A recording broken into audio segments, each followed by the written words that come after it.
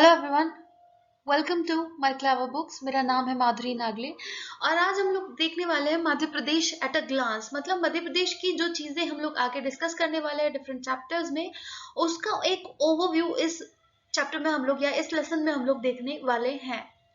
लेकिन आपकी अगर कुछ क्वेरीज है, आप कुछ पूछना चाहते हैं, तो आप मुझे इंस्टाग्राम पे फॉलो कर सकते हैं और यहाँ पर आप मुझे मैसेज कर सकते हैं या फिर आप किसी भी वीडियो के कमेंट सेक्शन में जाकर कमेंट कर सकते हैं। पर ज्यादा प्रोबेबिलिटी ये है कि मैसेजेस का रिप्लाई मैं कर सकती हूँ और कमेंट्स जो है वो कभी कभार स्किप हो जाते हैं। तो आगे बढ़ते हैं। देखिए, मध्य प्रदेश की अगर हम लोग बात करें तो सबसे पहले देखते हैं हम लोग मध्य प्रदेश की स्थापना कब हुई थी। 1 नवंबर 1956 को, ठीक है, 1 नवंबर 1956 को मध्य प्रदेश की स्थापना हुई थी। अगर पुराने नाम की हम लोग बात करें तो सेंट्रल प्रोविंस एंड बरार इसको कहा जाता था, लेकिन इसके और भी बहुत सारे नाम है, जैसे इसको हृदय प्रदेश कहा जाता है, हार्ट ऑफ इंडिया, या नदियों का मायका, कोहिनूर प्रदेश कहा जाता है, जनजाति प्रदेश कहा जाता है, सोया प्रदेश कहा जाता है, या लघु भारत जो है, मतलब काइंड ऑफ इंडिया के मैप की तरह मध्य प्रदेश का मैप है, इसलिए ये सारे नाम इसको दिए गए हैं, या मिनी इंडिया भी इसको कहा जाता है, लघु भारत या मिनी इंडिया। एक चीज और मैं बता दूं, कोहिनूर प्रदेश तो कहा जाता है, पर कोहिनूर डायमंड जो है, हालांकि मध्य प्रदेश में सबसे बड़ी माइन है डायमंड की, लेकिन इस फैक्ट के बाद भी कोहिनूर डायमंड जो है वो मध्य प्रदेश की या पन्ना खान से जो है नहीं निकला है, ठीक है, गोलकोंडा माइन से निकला है कोहिनूर हीरा। चलिए आगे देखते हैं। अगर हम लोग देखें तो इसका नाम मध्य प्रदेश किसने रखा, तो ये भी एक बड़ा सवाल है कि मध्य प्रदेश का नाम किसने रखा है। मध्य प्रदेश तो पंडित जवाहरलाल नेहरू जो है हमारे पहले प्राइम मिनिस्टर, उन्होंने मध्य प्रदेश का नाम जो है नामकरण किया था या मध्य प्रदेश को नाम दिया था, ठीक है। आगे हम लोग देखें तो राजधानी, जैसा कि हम लोग सब लोग जानते हैं, राजधानी क्या है मध्य प्रदेश की, भोपाल। आगे राज्य दिवस की बात करें तो जैसे 1 नवंबर को बना था ये 1956 में, तो 1 नवंबर को स्टेटहुड डे या फिर राज्य दिवस मनाया जाता है। अगर बात करें प्रेजेंट स्ट्रक्चर की, ये जो स्ट्रक्चर आप देख रहे हैं येलो में, ये प्रेजेंट स्ट्रक्चर कब मिला है, तो ये मिला है 1 नवंबर 2000 को, ठीक है। 1 नवंबर 2000 को जब छत्तीसगढ़, ये वाला जो एरिया आप देख रहे हैं, छत्तीसगढ़ का एरिया जब मध्य प्रदेश से अलग हुआ 1 नवंबर 2000 को, तब मध्य प्रदेश को अपना ये वाला जो रूप है वो मिला है। आगे हम लोग बात करें तो जो स्ट्रक्चर है, ज्योमेट्रिकल स्ट्रक्चर या ज्यामितीय आकृति किस तरीके की है इसकी, इसकी आकृति आप इसको रेक्टेंगुलर बोल सकते हैं या फिर आयताकार। आगे बढ़े हम लोग तो क्षेत्रफल आपको पता होना चाहिए, क्षेत्रफल कितना है मध्य प्रदेश का। मध्य प्रदेश का क्षेत्रफल जो है 3,08,252 स्क्वायर किलोमीटर, ठीक है, स्क्वायर किलोमीटर या किलोमीटर स्क्वायर आप जो चाहे वो बोल सकते हैं। वहीं हम लोग आगे देखें तो मध्य प्रदेश का हिस्सा कितना है। अगर टोटल लैंड की बात करें हम लोग, मध्य प्रदेश के का हिस्सा भारत में कितना है, तो कितने प्रतिशत हिस्सा कवर करता है, ये करता है 9.38%, ठीक है, 9.38%। ये वाला जो पोर्शन है ये पूरे इंडिया का 9.38% हिस्सा है, लगभग 10% मान सकते हैं, पर ये आंकड़ा याद रखना है। अब स्टेट में हम लोग बात करें क्षेत्रफल की दृष्टि से, ठीक है, क्षेत्रफल या जो एरिया है उसके अकॉर्डिंग हम लोग देखें तो राजस्थान फर्स्ट है, ठीक है, राजस्थान का जो नंबर है फर्स्ट आता है, सेकेंड है मध्य प्रदेश, ठीक है। आगे बढ़ते हैं हम लोग। उत्तर से दक्षिण का विस्तार कितना है, यहां से लेकर यहां तक के, ठीक है, उत्तर से दक्षिण का विस्तार है 605 किलोमीटर। और अगर हम लोग बात करें पश्चिम से पूर्व की ओर, ठीक है, या पूर्व से पश्चिम जैसा भी आप कहें, तो पूर्व से पश्चिम या पश्चिम से पूर्व की ओर अगर हम लोग देखें तो टोटल है इसका 870 किलोमीटर। आगे हम लोग देखते हैं कुछ चीजें। राजकीय भाषा, ठीक है, राजकीय भाषा तो मुझे नहीं लगता मुझे बताने की जरूरत है, सब जानते हैं कि हिंदी जो है मध्य प्रदेश की राजकीय भाषा है। और वही जो चिन्ह है उसकी बात करें हम लोग तो 24 कुछ इस तरीके का आपको बाहर की तरफ 24 स्तूप मिलेंगे, ठीक है। यहाँ पर इस कुछ चीज को हमने पिछले वाली क्लास में डिस्कस किया था, पर ये एक ओवरव्यू है तो आपको पता होनी चाहिए चीजें। 24 है, स्तूप का नंबर कितना है, 24 है। फिर इसके बाद गेहूं और धान की बाली है, एक साइड गेहूं की बाली मिलेगी आपको, एक साइड धान की बाली मिलेगी। और बरगद का वृक्ष जो है, यहाँ पर बरगद का वृक्ष मिलेगा, और सामने यहाँ पर नीचे की ओर आपको क्या मिलेगा, अशोक स्तंभ, ठीक है, अशोक स्तंभ। फिर उसके उसके बाद जो राजकीय गान है उसकी बात करें हम लोग तो सुख का दाता सबका साथी, शुभ का यह संदेश है, माँ की गोद पिता का आश्रय, मेरा मध्य प्रदेश है। ये है हमारा राजकीय जो गान है वो है। और किसने लिखा है इसको? सन 2010 में महेश श्रीवास्तव ने, ठीक है, महेश श्रीवास्तव जी ने इसको लिखा है, ठीक है। राजकीय पशु की बात करें तो राजकीय पशु जो है स्वैम्प डियर जिसको कहा जाता है, या बारहसिंगा जिसको कहा जाता है, ठीक है। राजकीय पशु क्या है? स्वैम्प डियर या फिर बारहसिंगा। एक बहुत ही प्यारा एनिमल है ये। फ्लावर की बात करें हम लोग तो व्हाइट लिली, या जो जिसको लिलियम कैंडिडम भी कहा जाता है, सफेद लिली भी कहा जाता है, तो ये हमारा राजकीय पुष्प है। वहीं हम लोग बात करें राजकीय पक्षी की तो दूधराज या शाह बुलबुल जिसको पैराडाइज फ्लाई कैचर भी कहा जाता है, वो हमारा राजकीय पक्षी है। राजकीय वृक्ष कौन सा है? बरगद का वृक्ष। आगे हम लोग बात करें तो 1 नवंबर को जो 1981 में, ठीक है, 1 नवंबर को जो हमारा स्थापना दिवस मनाया था 1981 में, उस दिन 25वां स्थापना दिवस था। 56 में बना था, 81 में 25वां स्थापना दिवस था। और राजकीय पशु यानी कि स्वैम्प डियर, बारहसिंगा और राजकीय पक्षी यानी कि पैराडाइज फ्लाई कैचर जो है उनको डिक्लेयर किया गया था। वही हम लोग बात करें राजकीय मछली की तो राजकीय मछली कौन सी है? राजकीय मछली है महाशीर। टॉर्प यूटिटेरा भी इसको कहा जाता है, टॉर्टर फिश भी इसको कहा जाता है। इसका पिक्चर हमने पिछली क्लास में देखा था, अगर आपको याद नहीं होगा तो पुराना वाला लेक्चर जो है एक बार उसको देख लेना, ठीक है। आगे हम लोग देखें तो 2011 में इसको डिक्लेयर किया गया था, ठीक है। राजकीय जो मछली है उसको 2011 में डिक्लेयर किया गया था। फिर उसके बाद देखते हैं राजकीय नाट्य। राजकीय नाट्य कौन सा है? मार्च, ठीक है। राजकीय नाट्य कौन सा है? मार्च। आगे हम लोग देखें तो राजकीय नाट्य अलग है और नृत्य अलग है, ठीक है। नाट्य मीन्स नाटक, वो है मार्च। राजकीय नृत्य जो है राई। मार्च कहां पर आपको मिलेगा? मार्च मिलेगा आपको, जस्ट अ सेकेंड, मार्च मिलेगा आपको मालवा में, ठीक है। मार्च मिलने वाला है आपको मालवा में। और अगर हम लोग बात करें राई की, राई जो स्टेट डांस है ये आपको कहां पर मिलेगा? ये आपको मिलेगा बुंदेलखंड वाले रीजन में, ठीक है, बुंदेलखंड में। आगे बढ़ते हैं हम लोग। राजकीय फसल जो है, स्टेट जो हमारी क्रॉप है वो कौन सी है? वो है सोयाबीन। काफी इजी चीज है ये तो, खैर पता ही होगा सबको। और आगे बढ़ते हैं हम लोग। राजकीय नदी की बात करें तो राजकीय नदी कौन सी है? Again very easy answer, Narmada नदी। इस वीडियो को आप सिर्फ सुन लेंगे तो भी चलेगा, देखेंगे नहीं तो भी कोई फर्क नहीं पड़ेगा बहुत ज्यादा, ठीक है। एक ओवरव्यू देख रहे हैं हम लोग, जो आगे हम लोग क्लासेस में डिटेल में डिस्कस करने वाले हैं। आगे देखिए, राजकीय खेल जो है वो कौन सा है? वो है मलखंभ। राजकीय खेल है मलखंभ। और राजकीय फल जो है वो है मैंगो, मैंगीफेरा इंडिका या फिर आम, ठीक है। Mango, Mangifera indica.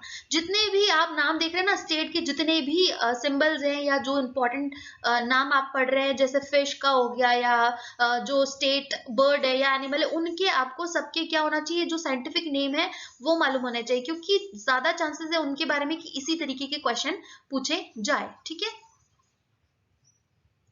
आगे बढ़ते हैं हम लोग। कुछ इंपॉर्टेंट चीजें देख लेते हैं। चलिए आते हैं हम लोग कुछ राजनीतिक बातों पे। तो मध्य प्रदेश की अगर हम लोग बात करें तो मध्य प्रदेश में टोटल 11 सीटें जो है, राज्यसभा की 11 सीटें हैं। लेकिन आपको ये ध्यान रखना है कि राज्यसभा की में सीटों का आवंटन कैसे होगा, तो वो या allocation of seats in Rajya Sabha कैसे किया जाता है, कौन से शेड्यूल में, किस शेड्यूल में आपको मिलता है, इसकी टॉपिक के बारे में 1 2 3 4 जो 12 शेड्यूल है उसमें कौन से नंबर के शेड्यूल में या कौन से नंबर की अनुसूची में, तो ये आपको लिखकर बताना है, ठीक है। आपको कमेंट करके बताना है कौन सी अनुसूची में राज्यसभा में सीटों के वितरण के बारे में दिया गया है। फिर यहाँ पर आगे हम लोग देखिए तो लोकसभा के लिए टोटल कितनी सीट्स है? 29 सीट्स है लोकसभा में मध्य प्रदेश से, ठीक है। कुछ ऐसे जिले हैं जिनको अनुसूचित जाति के लिए आरक्षित किया गया लोकसभा में। टोटल 4 जिले हैं। कौन कौन से है? ये है भिंड, टीकमगढ़, देवास और उज्जैन। तो ये 4 जिले जो है इनको अनुसूचित जाति के लिए आरक्षित किया गया है। वहीं अगर हम लोग देखें अनुसूचित जनजाति के लिए, तो अनुसूचित जनजाति के लिए भी कुछ ऐसे जिले हैं जिनको आरक्षित किया गया है। कौन कौन से है? देख लेते हैं। सबसे पहले है रतलाम, धार, खरगोन, शहडोल, मंडला और बैतूल, जहां पर आदिवासी जनसंख्या या अनुसूचित जाति की जनसंख्या ज्यादा मिलेगी। तो टोटल कितने जिले हो गए यहाँ पर? 6 ऐसे जिले हैं जिनको अनुसूचित जनजाति के लिए आरक्षित किया गया है लोकसभा के लिए। आगे बढ़ते हैं हम लोग, आते हैं विधानसभा पर। तो विधानसभा की अगर मैं बात करूं तो टोटल कितनी सीट्स है विधानसभा में? विधानसभा में टोटल सीट्स आपको मिलेगी 231, ठीक है, 231 सीट्स आपको मिलेगी। तो जिसमें से 230 जो है वो कैसी होती है? वो होती है निर्वाचित, ठीक है, इलेक्टेड। एक जो है वो होती है मनोनीत या नॉमिनेटेड, ठीक है, एक होती है नॉमिनेटेड और बाकी होती है इलेक्टेड सीट्स। तो ये याद रखना है 230 + 1। फिर वही हम लोग बात करें तो विधानसभा में कितनी सीटें आरक्षित है अनुसूचित जाति के लिए? तो टोटल है 35 सीट्स अनुसूचित जाति के लिए, 47 सीट्स है अनुसूचित जनजाति के लिए, ठीक है। 82 टोटल आरक्षित सीटें आपको मिलेगी 230 में से। ये आपको नंबर याद रखना है, ये पूछा गया है MPPSC previous years question paper में। तो ये जो नंबर्स है ना, ये ऐसे ही नहीं है, ये आपको पढ़ना है क्योंकि इनसे क्वेश्चन पूछे जा सकते हैं। एंड अगेन जैसे मैंने कहा, आपको साइंटिफिक नेम्स भी मालूम होना चाहिए। जो जो इंपॉर्टेंट चीजें आप पढ़ रहे हैं मध्य प्रदेश की, उनके बारे में, एनिमल्स हो गया या प्लांट्स हो गए, तो उनके बारे में आपको उनके साइंटिफिक नेम्स जो है वो पता होने चाहिए। आगे बढ़ते हैं हम लोग, प्रशासनिक संरचना की बात करें तो टोटल कितने संभाग है? 10 संभाग है। कुल जिले जो है अभी के टाइम पे 55 है, जो 3 अभी डिक्लेयर किए गए थे, कमलनाथ जी ने डिक्लेयर किए गए थे। इसका स्टेटस थोड़ा सा डिस्प्यूटेड है। वैसे अगर हम लोग बात करें तो 52 जिले थे इन 3 जिलों के बनने के पहले, और निवाड़ी आखिरी जिला था। अभी कौन कौन सा बना है? अभी चचौड़ा, बबीना, नागदा और एक और है मैहर, ठीक है, ये 3 जिले नए बनाए गए हैं। आगे हम लोग देखें तो राज्य में कुल तहसीलें कितनी है? तो 420, 420, ये नंबर याद रखना तो बहुत ईजी है। और कुल विकासखंड कितने हैं? 313 विकासखंड है। आदिवासी विकासखंड कितने हैं? टोटल आदिवासी विकासखंड जो है 89 है। फिर इसके बाद हम लोग देखें तो नगरों और शहरों की संख्या कितनी है? 476 है। कुल नगर निगम कितने हैं? यहाँ पर 18 है, और 17वां जो है वो भिंड था, 18वां जो है वो दतिया है। कुल नगर पालिकाएं कितनी है? 98 है नगर पालिकाएं। आगे हम लोग बात करें तो कुल नगर पंचायत कितनी है? 264, ठीक है, 264 क्या है? नगर पंचायत। फिर इसके बाद जिला पंचायत की बात करें तो कितनी है? 55 होगी, ठीक है। जिलों में एक जिला पंचायत होती है। 52 जो है इन 3 जो डिस्ट्रिक्ट बनी इनके पहले थी, और 313 विकास खंड जो है वो आपको मिलेंगे। कुल ग्राम की संख्या, just a second, let me clear this, ठीक है, आपको समझ में नहीं आएगा, नहीं तो मैं बोल दूंगी और लिख दूंगी तो आपको समझ में नहीं आएगा, ठीक है। तो अगर हम लोग बात करें तो कुल ग्राम कितने हैं? कुल ग्राम जो है वो है 54,903, 54,903। कुल पुलिस जिले कितने हैं? 52 है। कुल पुलिस थाने कितने हैं? 1099 है। कुल पुलिस कंट्रोल रूम कितने हैं? 53 है। मध्य प्रदेश का उच्च न्यायालय कहाँ पर मिलेगा? आपको जबलपुर में मिलेगा, ये तो बच्चा बच्चा बता देगा। लेकिन एक चीज और याद रखना है कि उच्च न्यायालय की खंडपीठ कहाँ पर मिलेगी आपको? तो ये है ग्वालियर और इंदौर में, ठीक है, खंडपीठ ग्वालियर और इंदौर में। प्रमुख पदाधिकारी की बात करें हम लोग, चलिए गवर्नर की अगर हम लोग बात करें तो थोड़ा सा यहाँ पर आपको ध्यान देने वाली बात है। गवर्नर जो है हमारे मध्य प्रदेश की पहले 2018 में आनंदीबेन पटेल बनी थी, 2019 तक ये रही, ठीक है, जुलाई 2019 तक। फिर उसके बाद जुलाई 2019 में श्री लालजी टंडन जी को बनाया गया, और जब उनकी डेथ हुई तो उसके बाद आनंदीबेन पटेल जो करंटली यूपी की गवर्नर है, उनको एडिशनल चार्ज दिया गया 1 जुलाई 2020 को, ठीक है, 1 जुलाई 2020 को दिया गया। और इसलिए आपको यहाँ पर ये याद रखना है, इस फैक्ट के बारे में क्वेश्चन पूछा जा सकता है क्योंकि अगेन ये बहुत ज्यादा इंपॉर्टेंट है, और अभी कंटिन्यू कर रही है आनंदीबेन पटेल जो है वही, ठीक है। आगे हम लोग देखें तो मुख्यमंत्री जो है शिवराज सिंह चौहान जी है, नो डाउट कि सबको पता ही होगा।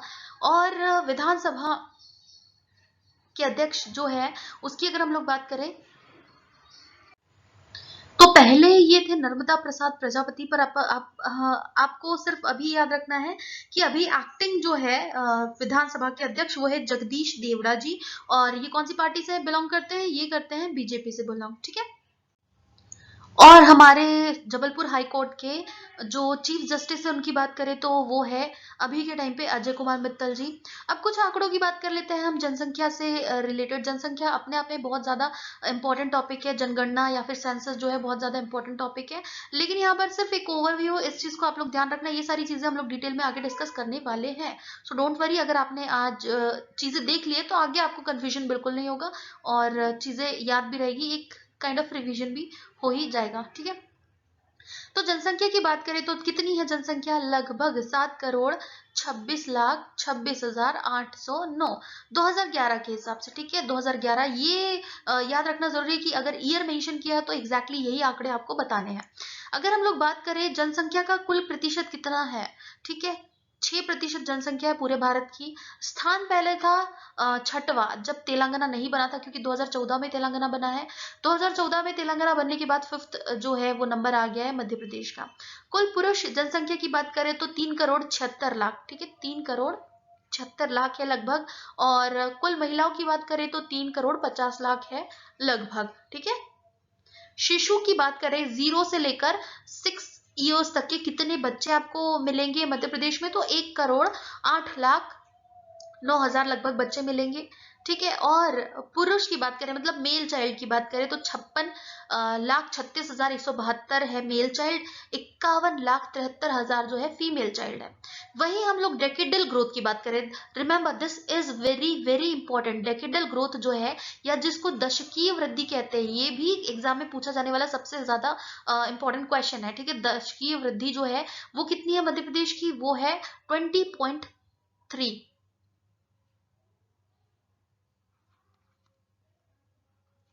ठीक है, दशकीय वृद्धि 20.3।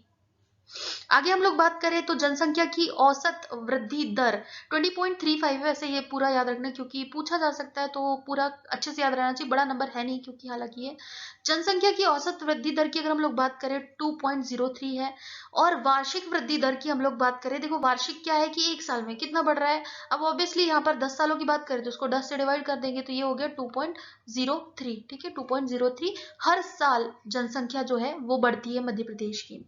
वहीं कुल जनसंख्या कितनी बढ़ी है 2001 से लेकर 2011 के बीच में, तो लगभग 1,22,78,000 जो है लोग बढ़ गए हैं 2001 से लेकर 2011 के बीच में। सबसे ज्यादा वृद्धि दर वाले कौन से जिले हैं जहां पर सबसे ज्यादा ग्रोथ हुई है, तो वो है इंदौर।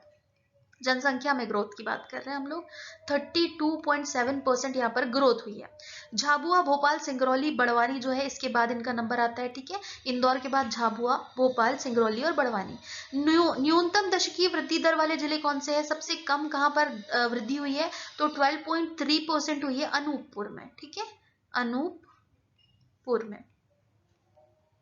आगे बात करें तो बैतूल, छिंदवाड़ा, मंदसौर और बालाघाट का नंबर आता है इनके बाद। क्षेत्रफल की दृष्टि से सबसे बड़ा जिला कौन सा है, छिंदवाड़ा। क्षेत्रफल की दृष्टि से बोल रहे हैं, मतलब जो एरिया है उसकी बात कर रहे हैं हम लोग यहाँ पर। और अगर एरिया की दृष्टि से सबसे छोटा देखें हम लोग तो 2011 की जनगणना को अगर मेंशन किया जाता है तो दतिया सबसे छोटा है, ठीक है, दतिया सबसे छोटा है अकॉर्डिंग टू 2011। फिर उसके बाद 2013 के अनुसार अगर हम लोग बात करें तो क्योंकि 2013 में अगर मालवा बन गया था तो अगर मालवा है। फिर उसके बाद लास्ट जो है निवाड़ी है 1318 स्क्वायर किलोमीटर, 1318 स्क्वायर किलोमीटर। जनसंख्या घनत्व की बात करें तो चलिए थोड़ा सा मैं इसको फिर से क्लीन कर दूं। अगेन बहुत ज्यादा इंपॉर्टेंट टॉपिक है और याद रखना जो डेकेडल ग्रोथ है या जनसंख्या घनत्व जो है इस टाइप के क्वेश्चन बहुत ज्यादा पूछे जाते हैं। तो अगर हम लोग देखें जनसंख्या घनत्व को तो कितना है, ठीक है, पॉपुलेशन डेंसिटी कितनी है, क्या होता है जनसंख्या घनत्व। अब मान लो कि ये 1 स्क्वायर किलोमीटर का एरिया है, ये स्क्वायर किलोमीटर या फिर ये टोटल 10 स्क्वायर किलोमीटर का एरिया है। यहाँ पे हमने क्या किया, ये 10 पार्ट्स में हमने एक एक स्क्वायर किलोमीटर के इसमें डिवाइड कर दिया है ना।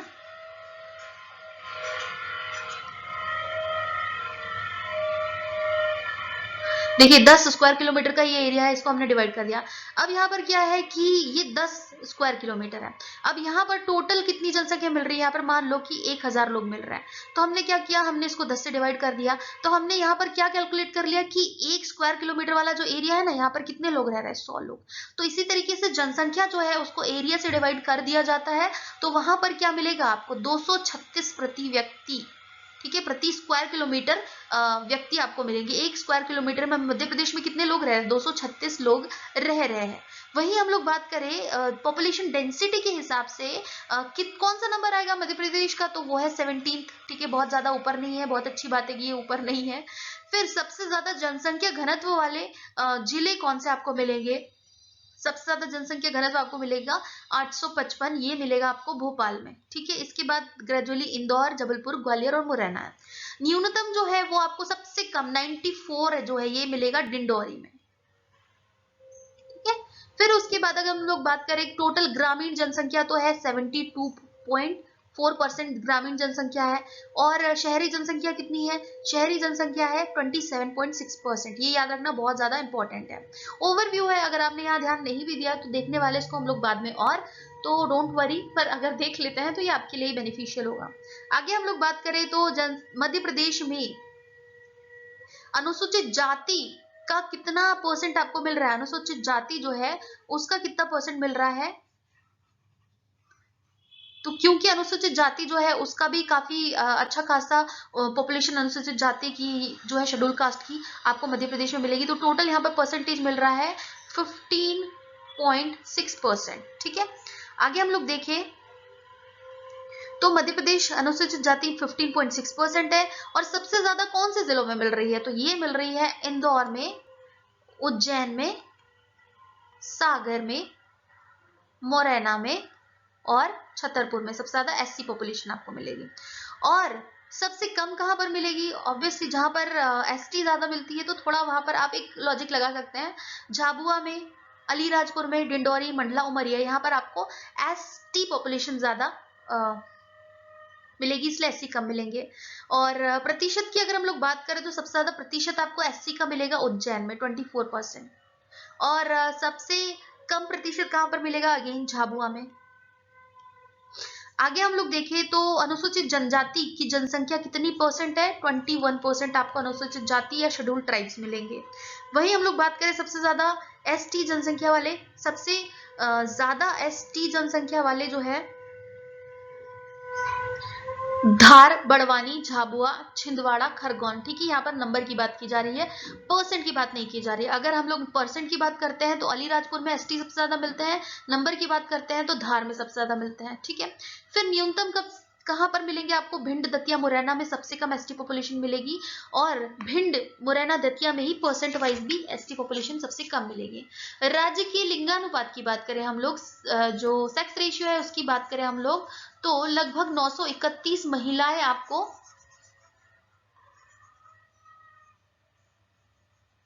931 महिलाएं प्रति 1000 पुरुषों पर, तो ये कहलाता है सेक्स रेशियो। मतलब अगर आप पूछ रहे हैं कि टोटल पॉपुलेशन जितनी है उसमें महिलाओं का कितना योगदान है, कि अगर हम लोग बोलते हैं कि टोटल पॉपुलेशन में 1000 पुरुष है तो उसमें महिलाएं कितनी है, तो महिला 1000 पुरुषों पर महिलाओं की संख्या को ही लिंगानुपात या सेक्स रेशियो कहा जाता है, 931, ठीक है। मध्य प्रदेश में कितना है, 931 या 931। वही अगर हम लोग बात करें शिशु लिंगानुपात की, जो चाइल्ड सेक्स रेशियो है वो कितना है, तो 918 है, ठीक है, 918।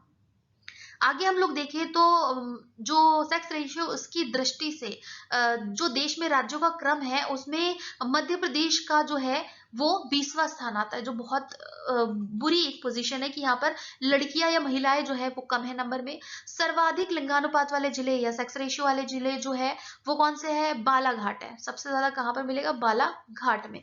कितना है, ये है 1021, ठीक है। 1021 महिलाएं आपको मिलेगी, 1000 पुरुष और 1021 महिलाएं।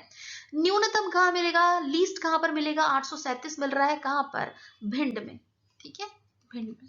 आगे हम लोग देखें तो राज्य में कुल साक्षरता दर या जो लिटरेसी रेट है वो कितना परसेंट है, 69.3% है लिटरेसी रेट। पुरुष साक्षरता दर जो है 78.73% है। ये याद रखना, ये दोनों ही बहुत ज्यादा इंपॉर्टेंट आंकड़े हैं।